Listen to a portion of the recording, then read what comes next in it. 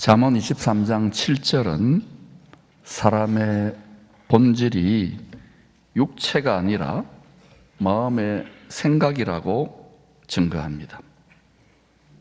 영혼으로부터, 속사람으로부터 솟아나는 마음의 생각, 대저 그 마음의 생각이 어떠하면 그 위인도 그러한 즉, 마음을 읽어야 되고 생각을 읽어야 되는 거예요. 죽을 수밖에 없는 육체를 따라 사는 죄인들의 생각의 뿌리는 뒷걸로 돌아갈 이 세상입니다. 이 땅. 어마어마한 애착이 있지요. 그러나 성령을 따라 사는 성도들 생각의 뿌리는 하늘의 본향집, 천국입니다. 뿌리를 알아야 돼요. 각자 이 땅에서는 포항이다, 창녕이다, 서울이다, 평양이다 뿌리가 있겠지만 그거는 육체로 있을 때 하는 말이에요. 하늘의 본향집이 있는 거예요. 우리 생명은 지금 하늘에 숨겨져 있다 그러잖아요. 여러분 지난 한 주간 얼마나 위의 것을 바라보고 얼마나 위의 것을 생각해 봤습니까? 정상적인 성도라면 이런 노래를 부릅니다. 앉아나 서나 당신 생각, 주님입니다. 앉아나 서나 그 당신이 주님 당신 아니고 다른 당신 되면은 그게 우상인 거예요. 하늘의 영원한 집에 마음의 뿌리를 내리면 생수의 강이 흐릅니다. 마침내 고난이 있습니다. 우리 삶에. 왜냐? 뿌리를 위로 올리라는 거예요. 그런데도 이게 여러분이 말씀을 증거해 보면 정말요, 우리가 지독할 정도로 세상에 애착을 가져요. 육체에. 해보세요. 참 이게 쉽지 않아요. 우리 그렇게 태어났기 때문에. 모태신앙도 마찬가지. 몇십 년, 몇 대째 믿어도 그리로 가게 돼 있어요. 육체의 정욕, 안목은요, 이생의 자랑, 육체의 생각을 하게 돼 있어요. 이거를 바꾸어서 영의 생각으로 뿌리를 바꿔야 되는 거예요. 하늘의 영원한 보양집에 마음의 뿌리를 내리면 마침내 결국 이런저런 연단과 시련과 시험을 통과합니다. 왜? 뿌리를 위에 갖다 붙이도록. 세상 소망 다 끊어져야 돼요. 사실은 마침내 합력하여 좋은 열매를 풍성히 맺게 됩니다. 그러니까 우리가 이 세상에서 주님처럼 세상을 이처럼 사랑하사 사랑하는데 사랑의 동력이 다른 거예요. 독생자를 주셨으니 우리를 복음의 도구, 의의 병기로 내어주기 위해서 세상을 이처럼 긍정하고 사랑하는 것이지, 썩어질 세상을 다른 용도로 부패한 정욕을 가지고 이걸 같이 사랑하면서 비나이다 그러면은 좋은 열매 절대 못 맺습니다. 하늘의 본향집에 마음의 뿌리를 내리시기를 축원합니다. 제가 물어보면 여러분의 뿌리가 뭡니까? 이러면은 하늘의 본향집입니다 해보시기 바랍니다. 시작. 여러분의 뿌리가 뭡니까? 네, 한번 불심검문을 해볼 거예요. 나무가 뒤집어진 거예요. 하늘의 뿌리를 내야 돼요. 저기에 눈에 보이지 않지만 능력의 근원, 공급의 근원, 생수의 근원, 기쁨의 근원, 계시의 근원, 치유의 근원이 있습니다. 그 뿌리에 참 포도나무, 참 생명나무이신 예수님께 접붙여져 가지고 땅에 있는 우리들의 삶에 열매가 맺는 거예요. 그런데도 우리가 마음과 생각을 여기에 착을 두면은 결국은 썩어집니다. 부패해집니다. 수많은 교회들이, 우리보다 먼저 복음을 받으려는 수천 년의 교회들이 왜 자빠지고 넘어질까요? 인간의 육체이기 때문에 육체를 뛰어넘어야 되는 거예요. 창세기 2장은 처음 사람 부부가 하나님과 함께 살던 안식처를 에덴 동산이라고 했습니다. 하나님과 함께 사니까 성전이에요. 예수님 성전, 또 예수님과 함께한 우리 마음 성전을 말해요. 기쁨이 충만한 정원이라는 뜻이죠. 여러분, 기쁨이 충만하면 충만할수록 에덴 동산에게 접근해 가는 거예요. 기쁨이 없다, 사막이고 광야예요. 쫓겨난 거예요. 육체로 살고 있는 거예요. 에덴 동산 중앙 생명나무 심겨진 주의 보좌, 에덴 동산 중앙이 주의 보좌입니다. 거기로부터 강이 흘러나와 내 근원이 됩니다. 생명수 강의 보좌로부터 흘러나오는 생명수 강의 네 지류는 첫째는 비손, 둘째는 기혼, 셋째는 히데겔, 넷째는 유브라데입니다. 자, 이 생명수 강의 네 지류들 중에서 기혼이라고 하는 강 이름에 주목합시다. 따라합시다. 기혼. 한 번 더. 기혼. 이유가 있어요. 제가 이름을 기억해 두라는 것은 역대하 32장은 예루살렘이 아수르 제국의 군대에 우겨 쌓일 때 히스기야 왕과 이사야 선지자가 간절히 기도하여 승리한 기록이 나옵니다. 당시 아시리아의 왕이 이름이 산헤립입니다. 산헤립. 이 산헤립이 사신 하나님의 영광을 모욕하고 모독하는 거예요. 이 선을 넘어버린 거예요. 그랬을 때 얼마나 왕도 신하도 백성도 두렵겠어요. 꼼짝없이 죽는데 이제 뭐 군사력이 100배는 더 강할 거예요. 근데 이사야 선지자가 늘 하나님과 신령한 교통, 신령한 우물을 팠으니까 하나님의 약속을 딱 받고 성령이 주신 약속을 받고 왕에게 이야기하니까 신하들이 그 말에 순종하는 거예요. 히스기야가 착한 왕이었거든요. 대부분은 말 안 들어요. 선지자 말. 그래서 왕과 선지자와 백성들이 세겹줄 기도, 간절한 합심 기도로 죽느냐 사느냐니까 죽으면 죽으리라 오직 하나님 붙들고 부르짖었던 거예요. 생수의 근원이죠. 주님이 듣고 기적적으로 응답합니다. 이사야 37장 36절은 이 기적 같은 승리에 대해서 이렇게 증거합니다. 여호와의 사자가 나가서 천사를 말합니다. 천군을 말합니다. 나가서 아수르 군대의 진중에서 18만 5천인을 쳤으므로 아침에 일찍 일어나 본적 시체뿐이라. 여러분 18만 5천 명을 하루아침에 끝내버린 거예요. 누가? 천사가. 어떻게 사신 하나님의 영광을 모독해? 하나님이 오래 참으시는 것이지 핵무기 아니면 1,000만 명, 1억 명의 군대를 동원해보고 하나님이 눈 깜짝하는지. 그 크신 하나님을 믿으십시오. 그 하나님 말씀에 두려워 떨어야 됩니다. 다른 역사서에는 쥐가 옮긴 전염병으로 18만 5천 명의 군인들이 하루 만에 죽었다고 기록했습니다. 이거는 눈에 보이는 세상 역사를 현상을 보고 기록한 것이고 나타난 것, 눈에 나타나서 보이는 것은 보이지 않는 것, 영적인 차원, 하늘에서 일어난 비밀이에요.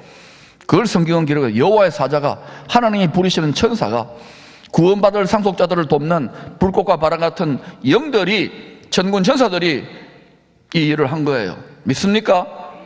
성경을 믿으십시오. 이 위대한 믿음의 승리를 경험한 히스기야의 형통의 비밀을 역대하 32장 30절이 알려줍니다. 슬쩍 알려주는 거예요.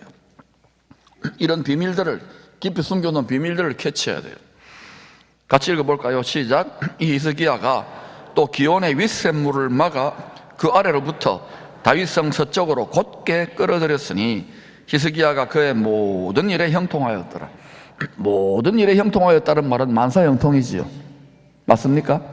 무슨 일을 만나든지 만사불통하리라. 여러분 중에 무슨 일을 해도 만사불통이라고 생각되는 분이 있을 거예요. 예수 믿었나 이런 느낌이 들고 괴로운 분이 있을 겁니다. 사막 같고 광야 같은 분들은 꼭 이 메시지를 지금 잘 들으셔야 됩니다. 히스기야의 만사형통의 비결이, 성도의 만사형통은 잘 먹고 잘 사는 게 아니에요. 하나님의 꿈, 하나님의 뜻, 하나님의 소원이 나를 통하여 이루어지는 거예요. 그게 진짜 성공이고 형통이에요. 만사형통의 비결이 윗샘물에 물을 끌어들였기 때문이라고 암시합니다. 단순한 물이 아닌 거예요. H2O를 말하는 게 아니에요. 원수들에게 사방으로 우겨싸임 당했을 때, 우리도 사방으로 우겨싸임 당할 때가 있잖아요.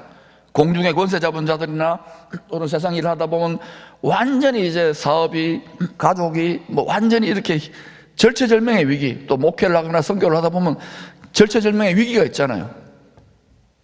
그런 거 여러분 안 겪어봤구나.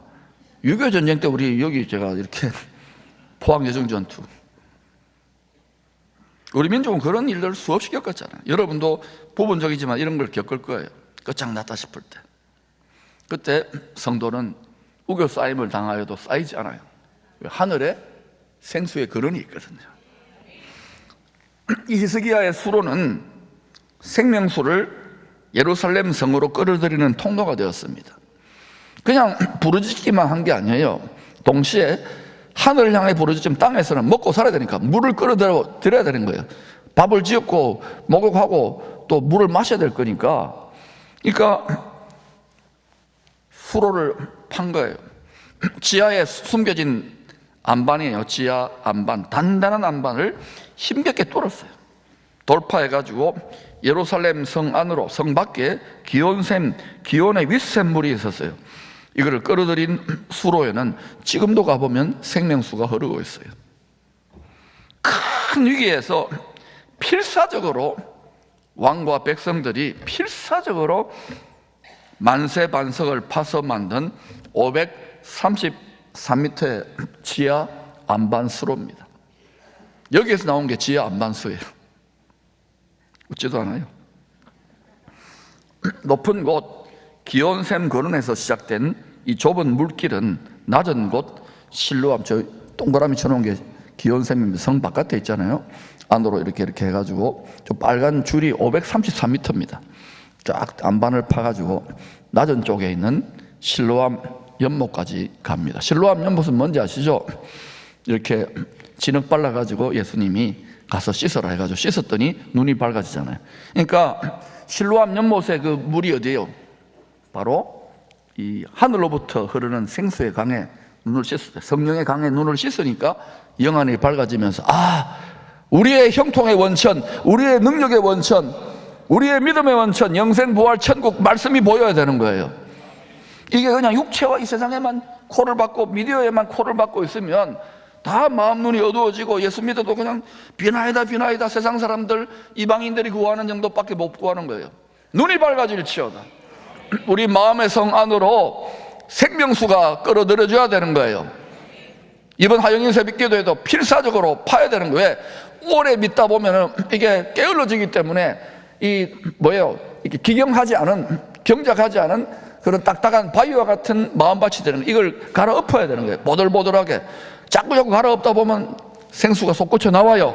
그걸 좋은 마음밭이라 그러는 거예요. 성령의 나타남과 능력으로 기도하지 않고 말씀 보지 않고 입만 나불나불하는 게 아니란 말입니다.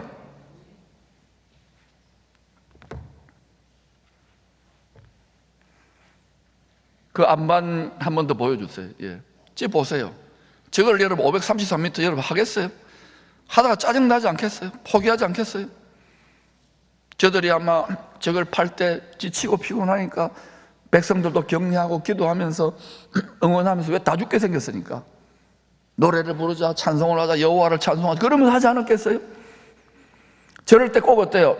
봐봐라 물도 안 나온다. 꼭 어때요?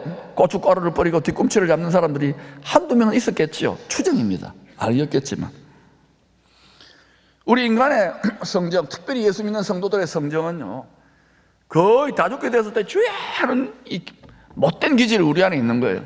평소 때 건강하고 평안하고 안전될 때 하자고 외치는 거예요. 지금 주님 말씀이 급속하게 이루어져 가고 있는데 영안이 열릴지어다. 지혜와 계시의 생수의 성령으로 마음 눈이 밝아질지어다. 에덴 동산의 중앙 주의 보좌로부터 흐르는 생명수의 강에 네 주류 중에 하나도 기온입니다. 기온샘을 팠잖아요. 기온의 윗샘. 만사 형통의 비밀이 에덴 동산 보좌에 계신 주님으로부터 흘러나오는 생수의 강과 뭔가 관련이 있는 것 같지 않습니까? 하나님이 힌트를 설정 넣어준 것 같지 않아요? 요한복음 7장 38, 39절은 이 강이 예수를 믿는, 생수의 근원을 믿는 성도들이 받을 성령이라고 알려줍니다. 같이 읽어볼까요? 시작. 나를 믿는 자는 그 배에서 생수의 강이 흘러나오리라 하시니 이는 그를 믿는 자들이 받을 성령을 가리켜 말씀하신 것이라. 배에서 생수의 강이 흘러나와요. 이 배라는 것은 영어 번역이 더 정확해요. innermost being, 그 사람 마음 깊은 존재와 본질의 마음의 생각이 가장 깊은 곳에서 뭔가 솟구쳐 올라오는데 강물처럼 성령의 권능, 성령의 기쁨, 성령의 자유함, 성령의 치유, 성령의 공급, 성령의 계시, 성령의 평안, 이 체험을 속사람으로 체험한 자가 내게 강 같은 평화라고 외치고요, 예수의 사랑, 예수의 사랑 바다 물결같이 내게 넘치네, 이게 되는 거예요. 그런데 어때요? 이것을 체험하는 분들이 왜 극소수인지 아십니까? 강팍하게 안반 같은 우리의 마음을 파다 기도해도 응답도 없어요. 아이, 때리지 않아, 포기하자, 그냥 육체로 세상으로 돌아가는, 낙심해버리는 거예요. 낙심하지 말라고 그러잖아요.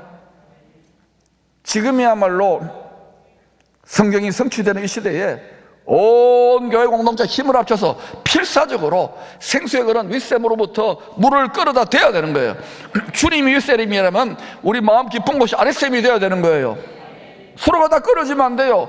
복음을 외치지만 왜 이 시대 사람들이 반응하지 않습니까? 외치는 자 많지만은 생명수가 끌어진 거예요. 세상 근심, 돈 걱정, 자녀 걱정 하나님께 맡기라 그러잖아요. 근심하지 말라 그러잖아요. 하나님을 믿어보셔요, 제발. 성령의 권능으로 생수가 돌파되면, 그러면 여러분, 지금 강단에서 목사가 하는 이 말이 무슨 말인지 여러분 알게 될 거예요.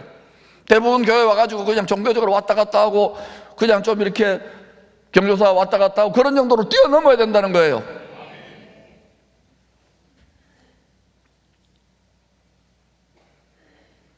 생수의 강은 성도 마음 깊은 곳에서 흘러나오는 성령의 강을 비유합니다.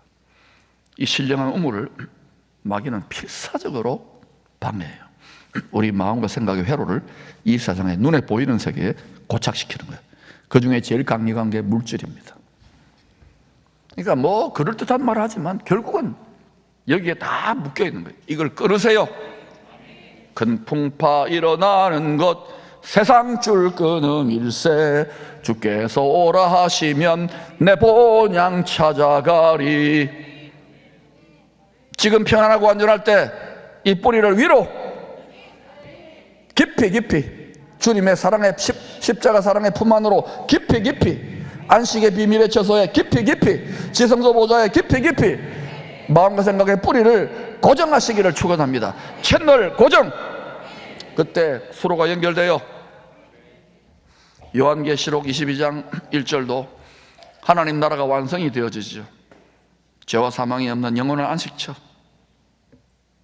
새하늘 새 땅, 새 예루살렘 성 중앙의 보좌로부터 나오는 생명수의 강을 보여줍니다.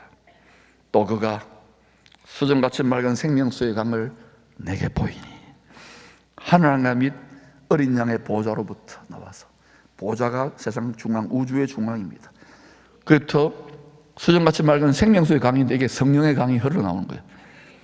만유와 만물의 생명을 살리는 영이 다 흐르는 거예요. 하나님의 호흡이 흘러가서 이게 지탱되고 있던 거예요. 마귀는 이 세상의 임금, 이 세상의 헛된 신은, 우상신은 자기의 때가 얼마 남지 않았기 때문에 더 난리를 칠 거예요. 눈에 보이는 현상이 나타나는 것에 두려워하지 말고 하늘의 마음의 생각의 뿌리를 고정하시기를 축원합니다. 그러면 담대한 능력과 기쁨과 공급이 시작되는 거예요. 이것을 우리 자녀들과 후손들에게 가르쳐야 돼요. 예배를 소홀히 여기지 마세요. 예배는 반석에 우물을 내는 거예요. 주의 마음을 닮은 성도들 마음에도 주님의 마음과 신령한 수로로 연결되어 성령의 강물이 흐르기 시작합니다. 주의 마음을 닮아야 돼요. 기도와 말씀으로 마음밭을 주님을 닮아가도록 경작하고 지켜야 되는 거예요. 말로만, 생각으로만 하는 성도가 되어서는 안 돼요. 갈라디아서 5장 22절은 하늘 윗샘물의 근원인 주의 마음 깊은 곳에 마음의 뿌리를 내릴 때 맺히는 열매를 설명합니다. 오직 성령의 열매는 사랑과, 여러분이 사랑할수록 밝아집니다. 미워할수록 어두워져요. 희락과, 기뻐야 돼요. 기쁩니까? 진심으로 솟아납니까? 이게 안 된다면 여러분 굳어진 거예요. 화평과 분쟁하고 그러면 안 돼요. 오래 참음. 1, 2년 기도하고 포기하지 마세요. 이스라엘은 거의 지금 4,000년을 참아온 거예요. 자비와 양선과 충성. 직분자들이요, 처음에 직분 받을 때 그토록 충성해 놓고서는 조금 힘들어진다고 포기하고, 낙심하지 마시고 다시 여러분의 십자가를 지시기를 바랍니다. 기쁘고 특권으로 영광으로 생각하고 주의 작은 고난에 동참하세요. 우물을 파세요. 반석을 쪼세요. 생수가 터져 나올 때까지. 온유, 십자가 지는 성품입니다. 절제. 세상에 얼마나 많은 유혹이 있습니까? 마셔라, 부어라, 즐겨라, 받으라. 절제하세요. 이 같은 것을 금지할 법이 없느니라. 생명의 성령의 법인 거예요. 마음밭에 흐르는 생명수의 강으로 성령의 열매를 맺는 성도들은 생각의 열매가 다릅니다. 마음의 성품의 열매가 달라지니까 생각이 다른 거예요. 늘 긍정적입니다. 희망적인 소망을 주는 믿음의 생각을, 적극적인 생각을 합니다. 교회 다니면서 신앙생활 하는 분들 보면요, 늘 생각이 부정적이고 어둡고 47도 빼딱한 이런 분들이 있어요. 가까이 하지 마세요. 여러분도 이래야 됩니다. 피사의 사탑. 또 그렇게 모여요. 좋은 거 아닙니다. 늘 여러분 성령의 열매를 맺으면 생각의 열매가 달라져야 됩니다. 늘 입술의 열매도 다른 거예요. 왜? 마음과 생각의 열매의 궁극적인 입술로 표현되잖아요. 이게 씨인데, 말이 씨인데, 늘 감사합니다, 축복합니다, 격려합니다, 용기를 줍니다, 응원합니다. 내 마음에 안 들어도 아이고 언젠가 철들겠지, 나도 옛날에 그랬어, 축복기도 해줍니다. 이걸 가지고 자기가 뭐 잘났다고 동네방네 떠들고 별꼴이 반쪽이에요. 다 도토리 키재기 지난 해나 다 예수 은혜로 죄인인데 은혜 받은 죄인의 게스트일 뿐이에요. 믿음이 성장하고 성숙한다는 것은 내가 정말 죽을 수밖에 없는 죄인이거나 더 다시 구제불능의 죄를 철저하게 깨닫는 거예요. 뭐 교회 좀 다니고 뭐 목사 되고 직분자 됐다고 택도 없어요. 더 죄인인 것을 철저하게 깨달으니까 복음의 빚진 자로 사명을 감당하는 거예요. 조금 뭐 주와 교회를 섬겼다고 자랑하지 마세요. 다 그건 상급을 다 까먹는 거예요. 오히려 모르고 희생하는 게 더 좋은 거예요. 우리가 얼마나 생색내기를 좋아합니까? 화목의 직분자다운, 화목해 하는 말씀을 맡은 자다운 입술의 열매를 맺기를 축복합니다. 제가 이렇게 생각해 봤어요. 요셉이 총리가 됐을 때 형님들도 좀 거시기했겠지만 제일 두려워 떨었던 사람이 누구냐면 전에 애굽의 시위대장 보디발의 아내. 아이고야, 안 그랬겠어요? 그 아지매 때문에 감옥에 갔는데 다 그냥 바뀌었죠. 세상이 바뀔 겁니다. 그리스도의 나라로. 복된 소망을 품으십시오. 더 요동하더라도 그 나라에서 여러분이 상 받기를 축원합니다. 이 영안이 열리지 않고서는 예수를 믿어도 소망이 여기밖에 없어. 입술의 열매도 탄식하고 생각도 어둡고 부정적이고 감정도, 마음과 생각의 뿌리를 하늘의 보양집에 앉으라서나 거기만 생각하세요. 너무 괴로운 분들은. 마태복음 15장은 율법을 다 지켰기에 자기들을 어렵다고 착각한 바리새인과 서기관들이 예수님께 시비를 겁니다. 자기가 어렵다고 착각하는 사람들은 남들을 비난하고 정죄하고 시비 겁니다. 주님의 제자들이 유대인의 전통인 손 씻는 정결제를 하지 않았다고 떡 먹었다고 꼬투리 잡습니다. 꼬투리 전문가가 있어요. 어디에 가나. 어렵기 때문에 그래요. 잘났기 때문에. 잘난 게 아니죠. 주님은 이 자칭 의인들에게 이사야의 예언을 인용하여 책망합니다. 이 백성이 입술로는 나를 공경하되 마음은 내게서 멀도다. 나를 헛되이 경배하는도다. 무수한 예배를 드리고 제사를 드렸다 하더라도 말라기 시대에 성전 문 닫아버라, 역겹다, 그따위 제사들. 이 시대는 그럴지 않을까요? 여러분, 정말 신령과 정정으로 지극정성으로 우리의 모든 생수의 원천이신 주님 앞에 나아가느냐는 거예요. 교회 와가지고 그냥 시간 남는다고 하면 와가지고, 여러분, 유교 조상 제사도요, 가문 있는 집안은 제대로 했어요. 우상 숭배지만 참 하나님, 모든 생수의 거는 만물에게 생명 주시는 창조와 새 창조주 하나님 앞에 나오는데,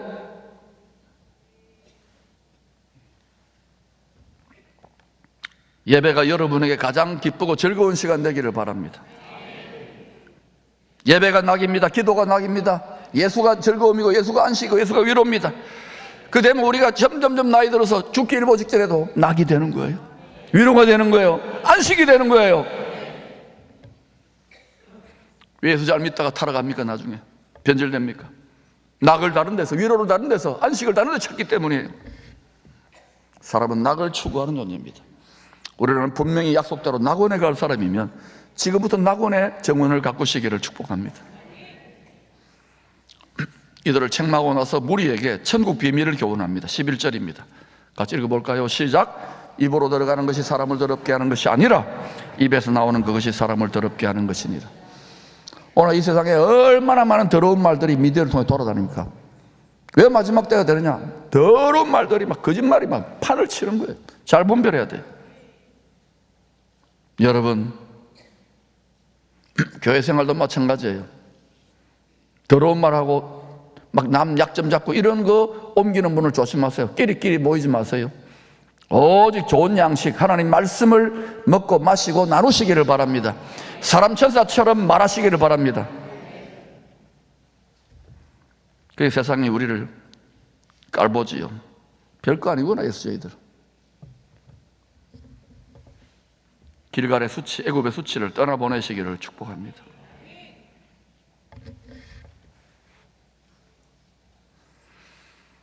주님은 그들을 바라보았어요. 이것이 바리새인들에게 한 책망인 걸 알아차렸으니까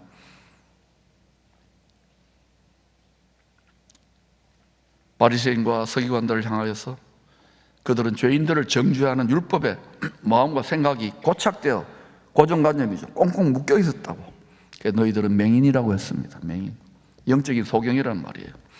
그들이 하는 일은 죄인들을 예수 안에 있는 생명의 성령의 법으로 죄인들을 자유케 하는 천국으로 인도하는 일이 아니라고 책망했습니다. 사람들을 죄와 사망의 법, 지옥으로 정죄하여 인도하는 맹인이라고 했습니다. 여러분, 신앙생활 하다 보면 믿다가 낙심하거나 교회를 안 다니는 분도 있어요. 더 타락하는 분도 있어요. 그러나 절대로 함부로 정죄하면 안 돼요.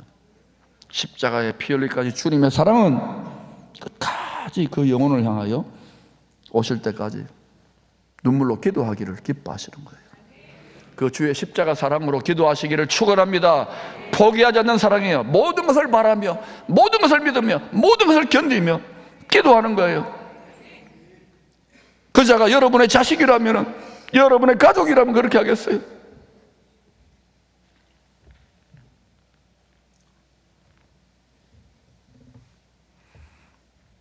영적 소경인지 아닌지는 마음에 가득한 것을 따라 맺히는 열매를 보고 분별해야 됩니다. 19절은 하늘 보좌 생명수의 강 근원에서 끊어진 육체의 정욕을 따라 맺히는 나쁜 열매에 대해서 증거합니다. 마음에서 나오는 것은 악한 생각, 우리가 다 하잖아요. 싸우는 거예요. 살인, 미워하는 마음이죠. 죽이고 싶은 마음 있잖아요. 가름, 행위로만 저질러야 가름입니까? 이 시대는 지금 보세요. 미디어가 완전히 권하는 시대가 됐어요. 그래 놓고 뉴스에서는 또 뭐가 문제다, 또 그런 걸 자극을 안 줘야지.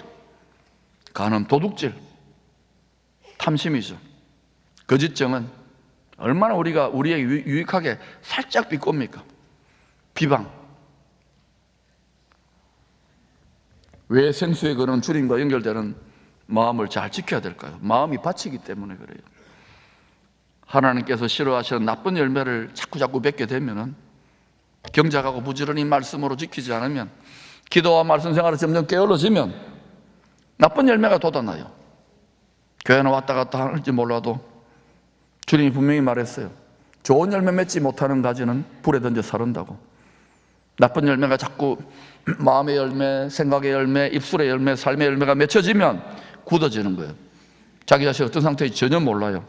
영적인 당뇨병에 걸렸기 때문에 천국 기업에서 끊어질 수도 있다는 말입니다. 그래서 두렵고 떨림으로 주님을 닮은 좋은 성품의 열매, 성령의 열매, 입술의 열매, 생각의 열매, 삶의 열매를 맺어가시기를 축복합니다.